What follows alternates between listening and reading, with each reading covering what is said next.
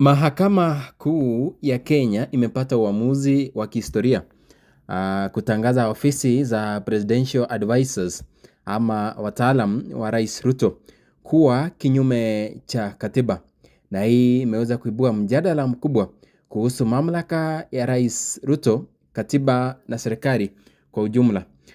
Karibu katika kituo hiki. Kama ni mara yako ya kwanza, chukua sekunde yako moja uweze kusubscribe na kujiunga nasi. Leo tarehe 22 Januari mwaka 2026 ni siku muhimu nchini Kenya baada ya mahakama kuu kutoa hukumu ikisema kwamba kuunda afisi za Presidential Advisors na kisha kuteua watu 21 kwa nafasi hizo kulitumika kinyume na masharti ya katiba ya Kenya ya mwaka 2010 pamoja na sheria za huduma za umma. Hakimu ambaye ni Bahati Mwamuye alisema uteuzi huo haukuwa na uhalali kabisa tangu mwanzo, na hivyo uwekezaji wote wa ofisi hizo na utoaji wa mishahara au matendo mengine yaliyofanyika chini yao sasa kuwa halali. Kwa kifupi ni it's illegal. Mahakama pia ilitaka kamisheni ya huduma ya umma PCS kufanya uchunguzi wa kina na ofisi zote zilizoundwa ndani ya the Executive Office of the President kuona kama zinaendana kikatiba. Mtazamaji, kumbuka kwamba kwa miaka mingi rais wa Kenya anaweza kupata ushauri kutoka kwa wazee, wataalamu wa sekta mbalimbali na marafiki wake wa kisiasa, lakini kuunda afisi maalum za Presidential Advisors ilianza kuonekana mara kwa mara zaidi miaka hivi karibuni, haswa katika uongozi wa Rais William Ruto ambaye alikuwa anafanya hivi tu ili kuhakikisha kwamba ameingisha marafiki wake pale. Lakini katika utawala wa Rais William Ruto tangu Septemba mwaka 2022, idadi ya washauri wa rais imeongezeka zaidi, ikijumuishwa wachumi, washauri wa masuala ya kikatiba, usalama na hata sera za kiuchumi. Wale maarufu walioteuliwa ni pamoja na David Ndii ambaye sasa ni mshauri wa uchumi,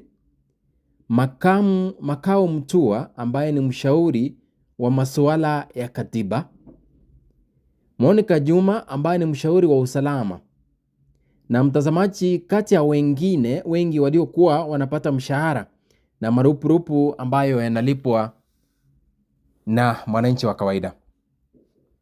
Lakini swala hili limeweza kuibua maswali mengi.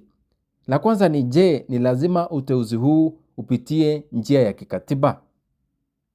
La pili, rais ana mamlaka ya kuunda na kujaza nafasi hizi bila upaguzi au mchakato wa uundaji wa sheria? Tukiangalia siasa za sheria, mtazamaji, ni kwamba tatizo kuu lilokuwa likishughulikiwa na mahakama ni kukosekana kwa msingi wa sheria uliopita baraza la wawakilishi au hadi ya katiba wa kuunda rasmi ofisi hizo. Na ndiposa mahakama ilisema uteuzi huo ulishindwa kutii masharti ya kwanza, sheria ya huduma ya umma ya mwaka 2017, kushirikisha kamisheni ya huduma ya umma PCS. La tatu ni kanuni za uwazi, ushindani na kuwa kwa misingi ya sifa badala ya urafiki wa kisiasa. Jambo ambalo ni lazima kwa uteuzi wa umma, ama kwa kifupi mahakama ilisema kwamba uteuzi wa kuunda ofisi kama hizo ilienda juu ya mamlaka iliyowekwa na katiba, na hivyo kukataliwa kabisa kwa sababu, mtazamaji, Rais William Ruto aliwateua wale ambao ni marafiki wake wa karibu na hakuweza kushirikisha zile tume ambazo zinahusiana na mambo kama haya. Ndiposa swala hilo alihusiani tu na kikatiba, bali pia ni juu ya mtaji wa pesa za umma.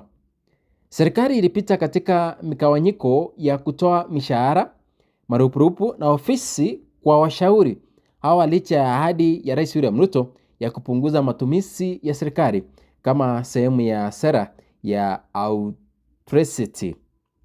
Hii ilizua maswali juu ya umuhimu wa ofisi hizo na ikiwa zilikuwa ni muhimu kweli kulinganishwa na mambo kama elimu, afya na miundombinu, ambapo wananchi wanaona kwamba ni changamoto kubwa zaidi.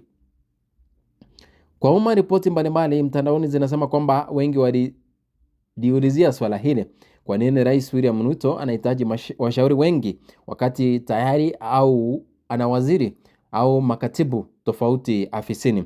Je, serikali inatumia pesa kwa uwazi? Baadhi ya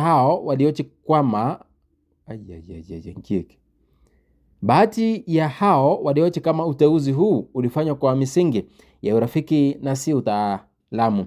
Kwa upande mwingine, baadhi ya wataalamu wanasema kuwa rais ana haki kupata ushauri, lakini muundo wa ushauri huo lazima uendane na ule wa kikatiba.